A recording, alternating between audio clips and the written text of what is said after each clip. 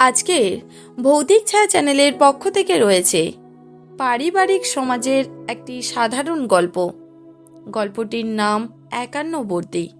গল্পটি মানিক বন্দ্যোপাধ্যায়ের লেখা। 4 ভাই, বীরেন, ধীরেন, হীরেন ও নীরেন। পরিবারের লজ্জা ও কলঙ্ক সেজ ভাই হীরেন, সে কেরানি। বীরেন ডাক্তার, ধীরেন উকিল, নীরেন 200 টাকার শুরুর গ্রেডে সরকারি চাকরি পেয়েছে 8 বছর। হীরেন 27 টাকার কেরানি, যুদ্ধের দরুন। 5-10 টাকা বোনাস অ্যালাউন্স বুঝি পায়। হীরেনকে ভাই বলে পরিচয় দিতে একটু শরম লাগে ভাইদের। 4 ভাই 3 ভাগে ভাগ হয়ে গেছে তবু। বাপের তৈরি বাড়িটাতে ভিন্ন ভিন্ন ভাবে বাজার করে রেঁধে বেড়ে ঝি চাকর ঠাকুর শুধু নিজেদের ভালো মন্দ সুখ দুঃখ নিয়ে মাথা ঘামিয়ে 3টি অনাত্মীয় ভাড়াটের মতো তারা বাস করে। হঠাৎ টান পড়লে একটু চিনি, 2 পলা তেল বা 1 খাপলা নুন ধার নেওয়া হয় এই সংসার থেকে, ও সংসারের দান হিসেবে নয়। 2-4 দিনের মধ্যে ফিরিয়ে দেওয়া হবে। রেশনের বা কালো বাজারের মাল আনা হলে সঙ্গে সঙ্গে নিখুঁত মাপে তা ফিরিয়ে দেওয়া হয়। বড় 2 ভাইয়ের বউদের তরফের কোনো আত্মীয় স্বজনের কাছ থেকে বিশেষ কোনো উপলক্ষে খাবার টাবার, মাছ টাছ এমন জিনিস যদি এত বেশি পরিমাণে আসে যে নিজেরা খেয়ে শেষ করবার আগেই পচে নষ্ট হয়ে যাবে, বাড়তিটা ভাগ করে দেওয়া হয়। হীরেনদেরও দিতে হবে। কেরানি বলে তার বউ এসেছে গরিব পরিবার থেকে। তার বাপের বাড়ির দিক থেকে কখনো কিছু আসে না 5 জনকে দেবার মতো, কখনো কিছু আসে না 5 জনকে দেখানোর মতো, কখনো আসবেও না। তবু উপায় কি? এটাই আসল কথা, তাকে নিয়ে লজ্জা পাবার।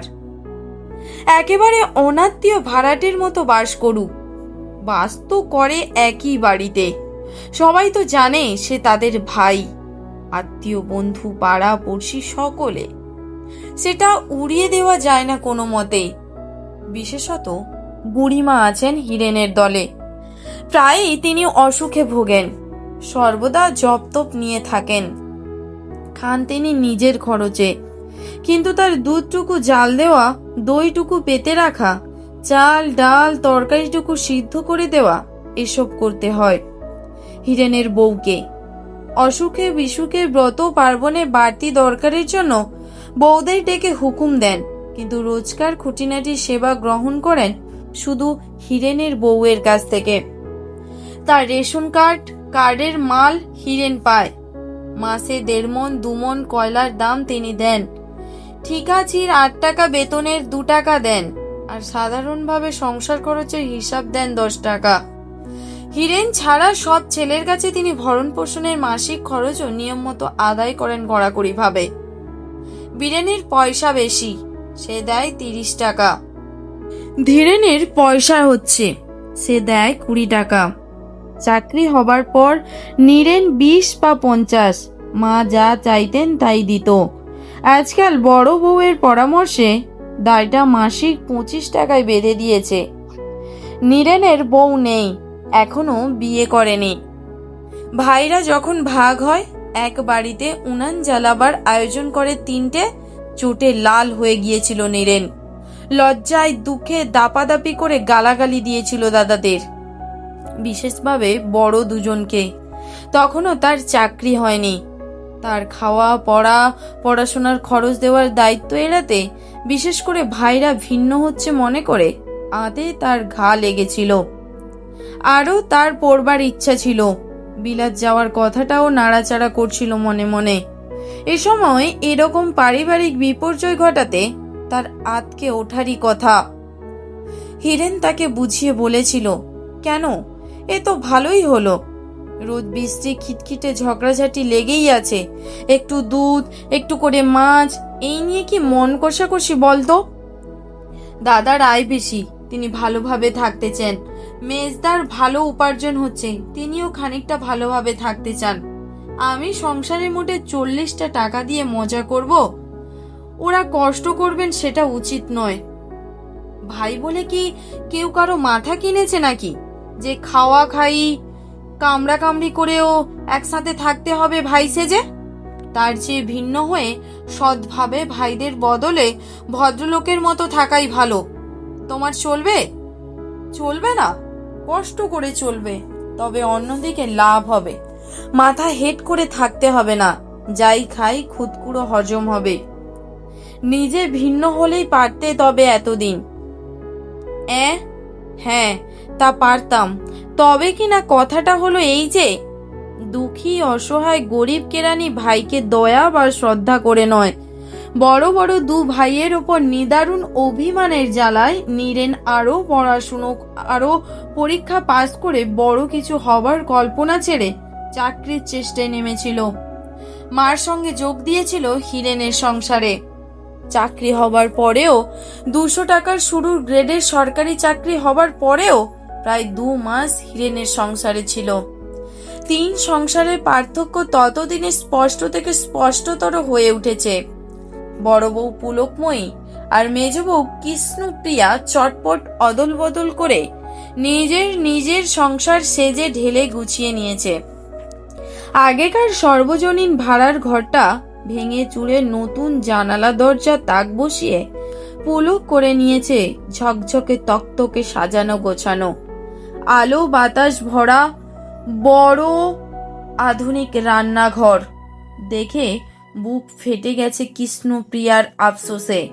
সে যদি চেয়ে নিত ভাড়ার ঘরটা রান্নাঘর করার জন্য, উনান টুনান বসানো নতুন তৈরি রান্নাঘরটা পেয়ে ভেবেছিল খুব জেতা জিতে গেছে।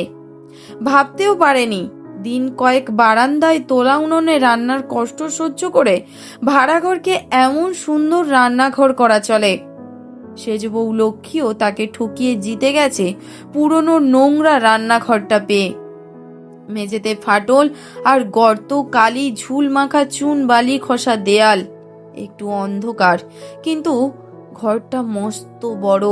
মিস্ত্রি লাগিয়ে কিছু পয়সা খরচ করলে ওই ঘরখানা দিয়েই বউকে হারানো যেত। চাকর বাজার করে, ঠাকুর ভাত রাঁধে, পুলকময়ী ঘর দুয়ার সাজিয়ে গুছিয়ে পরিষ্কার পরিচ্ছন্ন রাখে, নিজে সাজে আর ছেলে মেয়েকে সাজায়, পাড়া বেড়ায়, নিন্দে করে কেরানি দেওয়ার আর তার বউয়ের।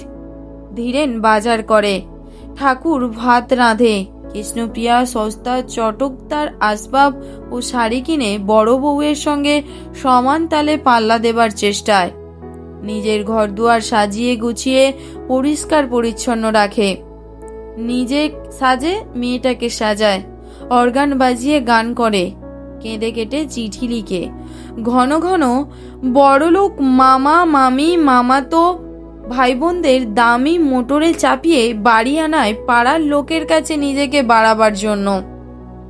ফর্সা রং আর থলথলে মাংসল যৌবনের গর্বে মাস্টারনির মতো পাড়ার মেয়েদের কাছে বর্ণনা করে পাড়ার প্রত্যেকটি মেয়ে বউয়ের শোচনীয় রূপের অভাব বানিয়ে বানিয়ে যা মুখে আসে বলে যায় শাশুড়ি ননদ যা দেওদের বিরুদ্ধে। তবু পুলকময়ীর সঙ্গে পাল্লা দিতে পারে না বলে জ্বলে পুড়ে মরে যায়। যুদ্ধের বাজারে বীরেনের পয়সার বড় বেশি বেড়েছে।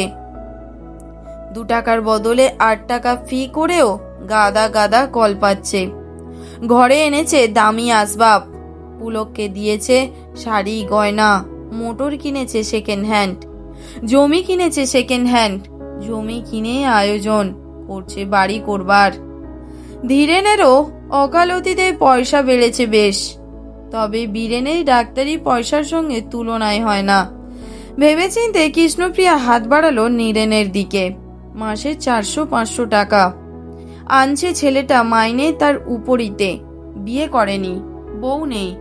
নীরেনও যেন তার হাত বাড়ানোর জন্যই প্রস্তুত হয়েছিল। হিরেনের সংসারে অশান্তি, উদ্বেগ আর অভাবের সঙ্গে একটানা লড়াই। মার ঘুম খাওয়া এক গুয়ে সেকেলে স্বভাব জীবনে তার বিতৃষ্ণা হেনে দিয়েছে। প্রায়ই তাকে বাজার করতে হয়, প্রায়ই তাকে গিয়ে দাঁড়াতে হয় রেশনের লাইনে। মার আবদার আর হুকুম সমানে চলেছে তারই ওপরে, আর যেন তার ছেলে নেই। তাছাড়া সব বড় ভোতা, বড় নোংরা, বড় বউ আর মেজো বউয়ের প্রায় 4 বছর পরে বউ হয়ে এসেছে লক্ষ্মী। তার ছেলে মেয়ের সংখ্যা ওদের দুজনের ছেলে মেয়ের সমান। সারাদিন সে শুধু রাঁধছে, বাড়ছে, ছেলে মেয়েদের খাওয়াচ্ছে, পড়াচ্ছে, বুড়ি শাশুড়ি সেবা করছে, গাদা গাদা জামা কাপড় সিদ্ধ করছে, কপালকে দোষ দিচ্ছে, সর্বদা বলছে মরলে জুড়বো, তার আগে নয়। ঘর সংসার সে সাজায় গোছায় অতি যত্নে। পুরনো বাক্স প্যাটরা, রংচটা খাট, চেয়ার, ছেঁড়া কাপড় জামা, ময়লা কাঁথাকানি নিয়ে যতটা সাজাতে গোছাতে পারে। রান্নাঘর ধোয়ার দুবেলা নোংরা রান্নাঘর, এ ঘরে রান্না করা ডাল ভাত মাছ তরকারি খেতে ঘেন্না করেন নীরেনের। খেতে বসলে আবার প্রায়ই পুলক বা কৃষ্ণপিয়ার রান্নাঘর থেকে ভেসে আসে ঘি মাংস পেঁয়াজ এলাচের গন্ধ। ঠাকুরপো, কাল তোমার নেমন্তন্ন, নিজে রেঁধে খাওয়াবো, কৃষ্ণপ্রিয়া বলল একদিন হাসি মুখে। সহজে সে হাসে না, তার দাঁতগুলো খারাপ। এমন অগোছালো কি করে থাকো ঠাকুরপো? ছি ছি, চারদিকে ঝুল, খাটের নিচে নরক হয়েছে ধুলো জমে, কি ছড়িয়ে ভরিয়ে রেখেছো সব। এতগুলো টাকা ঢালছো, মাসে মাসে ঘরটাও কি কেউ একটু সাফসুরত করে দিতে পারে না তোমার? তখন নিজের ঝিকে নিয়ে ঝুল ঝেড়ে ধুয়ে মুছে সাফ করে কৃষ্ণপ্রিয়া ঘরটা সাজিয়ে গুছিয়ে দেয়। আগে থেকেই সে ঠিক করে এসেছিল এটা সে করবে। নীরেন বুঝতে পারে। স্নান করতে যাওয়ার ঠিক আগে এসেছে পরদিন খেতে বলতে। ধুলো ঘেঁটে ঝুল মেখে ঘর সাফ করে সাবান মেখে স্নান করবে। খুশি হয় নীরেন টের পেয়ে। খাদির পেয়ে অসুখী হওয়ার কি আছে? খেয়ে আরো খুশি হয় নীরেন। সব রান্নায় প্রায় ঠাকুরের। দুটি বিশেষ জিনিস শুধু কৃষ্ণপ্রিয়া বেঁধেছে। লক্ষ্মীর কোনো মতে তাড়াতাড়ি হাত চালিয়ে দায় সারা একঘেয়ে রান্না নয়। 24 ঘন্টা ছেলে মেয়ে নোংরামি ঘাটা কোনো মানুষের রান্না নয়। অপরিষ্কার স্যাঁতসেঁতে ঘরে পুরনো মলিন পাত্রে মটকাহীন মরচে ধরা টিনের কৌটার মশলার রান্না নয়। পরিবেশনে বারবার ব্যাঘাত নেই অন্য ঝামেলার। পরিবেশকের ভাবভঙ্গিতে নেই খাইয়ে দিয়ে আরেকটা হাঙ্গামা চুকিয়ে দেবার অধীরতা।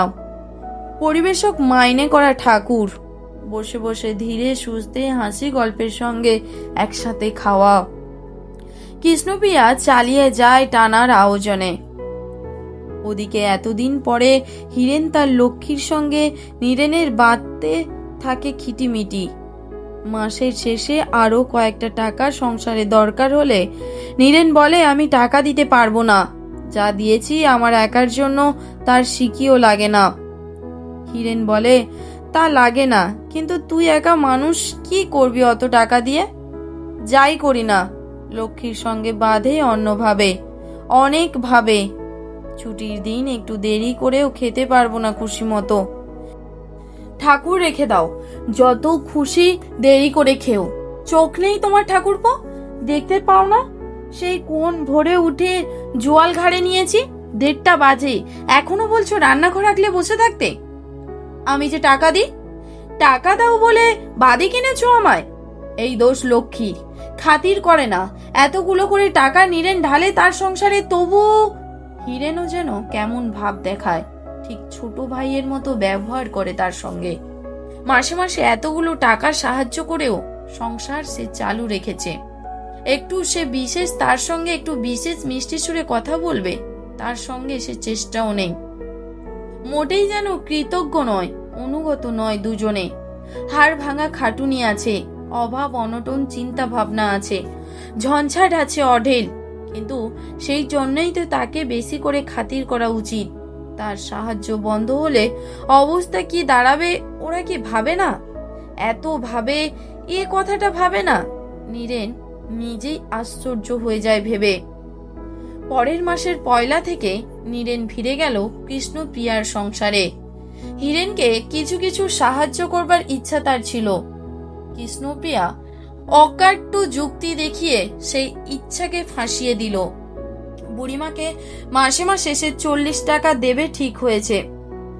বুড়ি কি খাবে ও টাকাটা? হীরেনকেই দেবে। ও 40 টাকা একরকম সে হীরেনকেই দিচ্ছে। সোজাসুজি আরো দেবার কি দরকার আছে? কিছু না, সেটা উচিত। ওরা তো যত পাবে ততই নেবে, কিছুতেই কিছু হবে না ওদের। তলে তলে টাকা জমাচ্ছে, বাইরে গরিবানা, বুঝলে না ঠাকুরপো?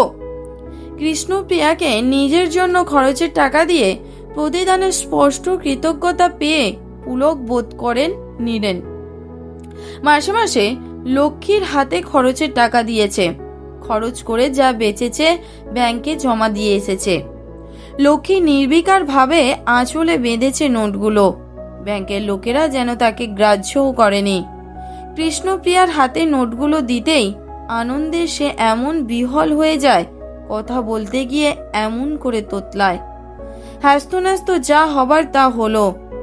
পৃথিবী জোড়া মহাযুদ্ধ থেকে শুরু করে তাদের পারিবারিক যুদ্ধ পর্যন্ত যার যা দখল সে তা নিয়েছে।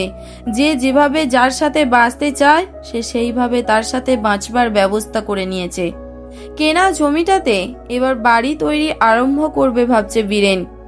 ইট বালি চুন সুরকি পাওয়া যাচ্ছে, লোহা এবং সিমেন্টও পাওয়া যাচ্ছে তলায় তলায়। কিছু বাড়তি খরচ আর ধরাধরি করার বিশেষ চেষ্টায় কৃষ্ণপ্রিয়া মেয়ে খুঁজছে নীরেনের জন্য। বাংলাদেশে একটিও মেয়ে মিলছে না পছন্দ মতো। মেয়েদের যেন মেয়ে রেখে যায়নি যুদ্ধটা। মা জপ তপ কমিয়েছেন, ভাবছেন তীর্থে যাবার কথা। ডাক্তার জোর দিয়ে বলেছে গাড়ির কষ্ট আর বিদেশের অনিয়ম তার সইবে না, মরে যাবেন। মরতেও পারবো না আমি এই হতভাগার জন্য, মরবারও জো নেই আমার। দুর্বল ক্ষীণস্বরে বুড়িমা কাতরিয়ে কাতরিয়ে আফসোস করেন। হঠাৎ গুম খেয়ে আশ্চর্য রকম শান্ত কণ্ঠে জিজ্ঞেস করেন, আমি মরলে তো না খেয়ে মরবি তোরা গোষ্ঠী শুদ্ধ। হীরেন বাহাদুরি দেখায় না, ক্ষীণ দুর্বল সুরে বলে, কেন অত ভাবছো বলো তো মা? অত সহজে কি মানুষ মরে? দুর্ভিক্ষ দেখনি? একটু খুদ একটু ফ্যান খেতে পেয়ে কত লোক বেঁচে গেছে। তুমি এখন মরলে যেটুকু ভদ্রভাবে বাঁচছি তা থাকবে না বটে। ভদ্রত্ব ছাড়লে কি মানুষ বাঁচে না তাই বলে? 4টে ছেলে মেয়ের জন্য রোজ 1 পো দুধ, সপ্তাহে 2 দিন 1 পো মাছ, তা না হয় বন্ধ করব। রেশনের চাল আর 4 পয়সার পুঁইশাক বেঁধে খাবো। আমি বাঁচবো, তোমার বউটা বাঁচবে, ছেলে মেয়ে কটাও বাঁচবে দেখো। তবে হ্যাঁ, একথা সত্যি, এভাবে বাঁচার কোনো মানে হয় না। কি বললি? বললাম বাঁচা কষ্ট বলে কি সাহেবের গাড়ির সামনে ঝাঁপ দিয়ে মরবো? সাহেবের টুটিটা কামড়ে ধরে মরবো? অত ভাবছো কেন? মরবো না, কেউ আমরা মরবো না। বুড়িমা ফ্যালফেল করে তাকিয়ে থাকেন, ভাবেন তীর্থে আবার ছুতো করে এবার মরলে কেমন হয়। ভাবতে ভাবতে সামান্য একটা অসুখ হয়ে 4 ছেলের চেষ্টা বিফল করে 64 টাকা ফি ডাক্তারের ওষুধকে তুচ্ছ করে স্বাভাবিকভাবেই তিনি মারা গেলেন। তখন আরো শোচনীয় হয়ে পড়ল হীরেনের অবস্থা। পুলকময়ীর ও কৃষ্ণপ্রিয়ার শাড়ির গয়না, ঠাকুর চাকর, নিশ্চিত নির্মল চাল চলন, অবসর শৌখিনতা, ভালো ভালো জিনিস খাওয়া, হাসি আহ্লাদ করা, সবকিছু ঈর্ষা ক্ষোভ হতাশা হয়ে আঁচড়ে কামড়ে ক্ষত বিক্ষত করেছে লক্ষ্মীর মন। মনে সেই ভাবনার মলম দিয়ে সামলে থেকেছে যে বেচারা পরম সুখেই থাকে। স্বামী পুত্র বুড়ি শাশুড়ির জন্য জীবনপাত করে খাটা, শাক পাতা ডাল ভাত পেটে গুজে কাজ করা, এ গৌরব ওরা কোথায় পাবে? নিজের মনে সে গজর গজর করছে, মরণ কামনা করছে, শুধু গোপনে নিজেকে শুনিয়ে। হীরেনের ওপর ঝাঁচ বেড়েছে শুধু স্বামী স্ত্রীর মধ্যে চিরদিনের চলিত দাম্পত্য কলহের মধ্যে। কিন্তু এবার আর সইল না। 4টি ছেলে মেয়ের 2টি বড় হয়েছে, তারা শাক পাতা ডাল ভাত খেতে পারে, অন্য 2টিকেও তাই খাওয়ানো যায় কিছু কিছু, কিন্তু একটু তো দুধ চাই। 1 কাপ দুধ আসতো, সেটা বন্ধ হলো।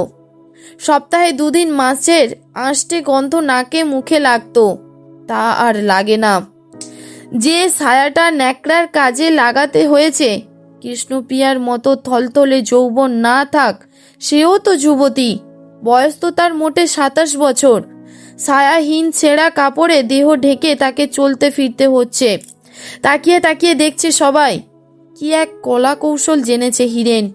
অভয় দিয়ে বলছে যে ভয় নেই, আর ছেলে মেয়ে হবে না। এসব কি সত্যি? কখনো হতে পারে সত্যি মানুষের জীবনে?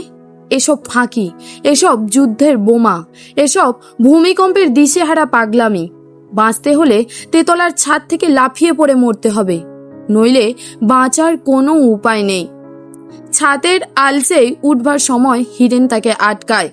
এত এলোমেলো কথার পর এত রাত্রে তাকে ছাদে যেতে দেখে আগেই সে খানিকটা অনুমান করেছিল। আমি যদি মরি তোমার তাতে কি? লক্ষ্মী বলে ঝাঁঝের সঙ্গে। ছাড়া পাবার জন্য লড়তে লড়তে হিরেনের বাহুমূলে কামড় বসিয়ে দিয়ে হিরেন জানে, লক্ষ্মীকে ভালোভাবেই জানে। সে তার 4টি সন্তানের মা। কাঁদো কাঁদো হয়ে সে বলে, তুমি খালি নিজের কথাই ভাবছো লক্ষ্মী। চমকে থমকে যায় লক্ষ্মী। নিজের কথা ভাবছি? আমি মরলেই তো তোমার ভালো। ভালো? তুমি মরলেই আমি বাঁচবো? বাঁচবে না? আমি মরলে তুমি বাঁচবে না? দাঁড়াও বাবু, ভাবতে দাও। বাঁচবে না? সে হার মেনে ছাদ থেকে লাফিয়ে পড়লে মরলে হিরেনও মরবে অন্য কোনো রকমে। তাই হবে বোধহয়। যে কষ্ট আর তার সইছে না, সেই কষ্ট তো লোকটা তারই সঙ্গে সমানভাবে সয়ে আসছে আজ 10-11 বছর। তাই বটে, লোকটা অন্য সব দিকে অপদার্থ হোক, এই একদিকে খাঁটি আছে। আমার বড় ঘুম পাচ্ছে। কত কাল জেগে আছি বলো তো? একটু ঘুমাবো আমি। ঘরে ফিরে গিয়ে চাদরহীন তুলো গিজগিজ করা ছেঁড়া তোষকে হিরেনের বুকে মাথা রেখে সে জেগে থাকে। হিরেনের কথা শোনে। 7টা দিন সময় দেবে আমাকে লক্ষ্মী? আমি বুঝেও বুঝিনি, যা করার দরকার করেও করিনি। মাছি মারা কেরানি তো। এইরকম স্বভাব আমাদের। যাই হোক, তুমি আমাকে 7টা দিন সময় দাও। ও মা, কিসের সময়? তুমি কিছু করবে না, ছাদ থেকে লাফিয়ে পড়বে না। আমি গিয়েছিলাম নাকি লাফিয়ে পড়তে? লক্ষ্মী রাগ করে বলে, আমি যাইনি।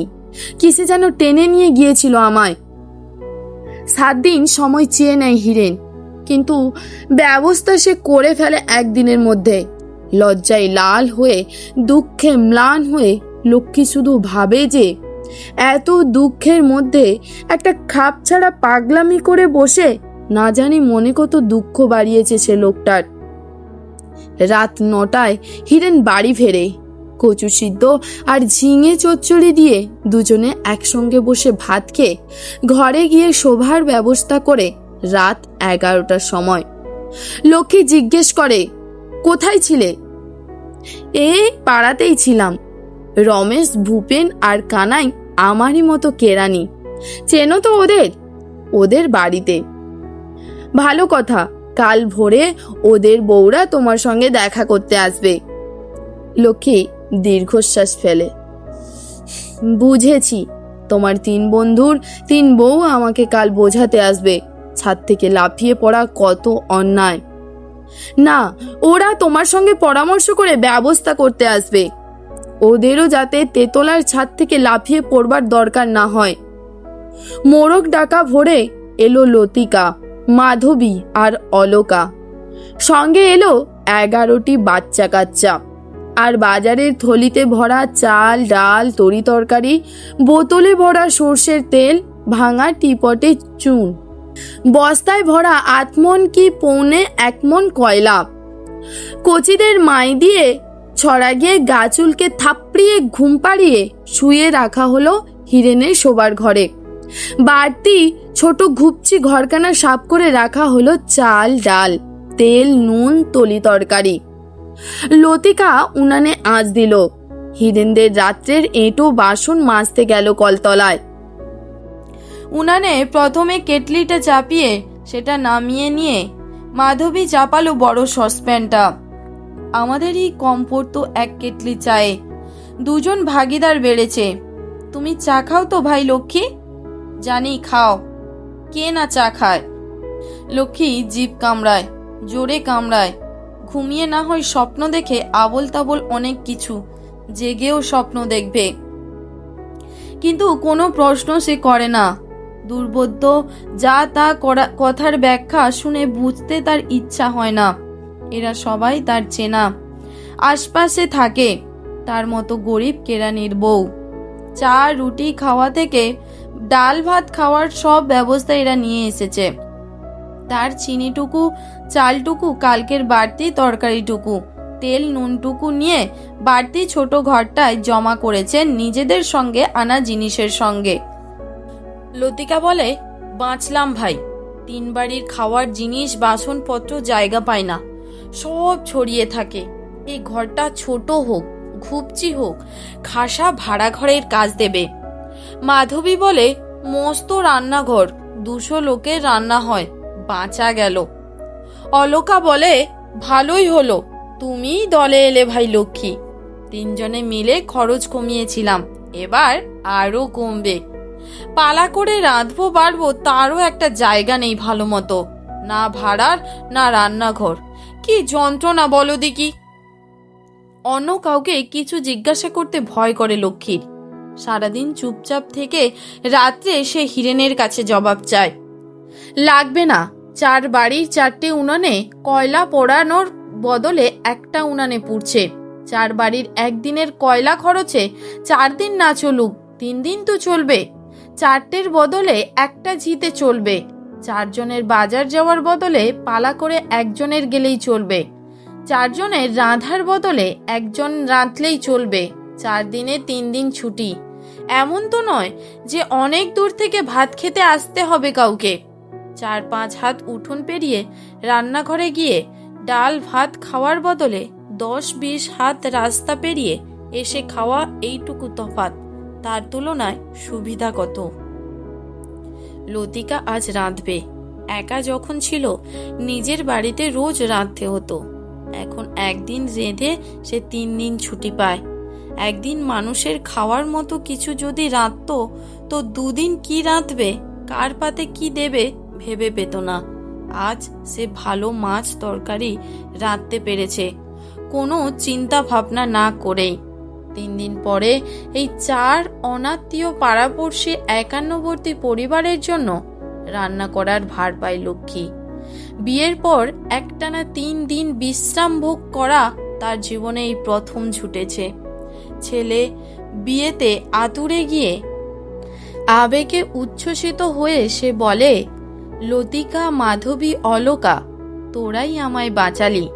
লতিকার ছেলে, মাধবীর মেয়ে, অলকার ভাই, এই 3 জনের সঙ্গে নিজের বাচ্চা দুটোকে সে দুধ খাওয়ায়।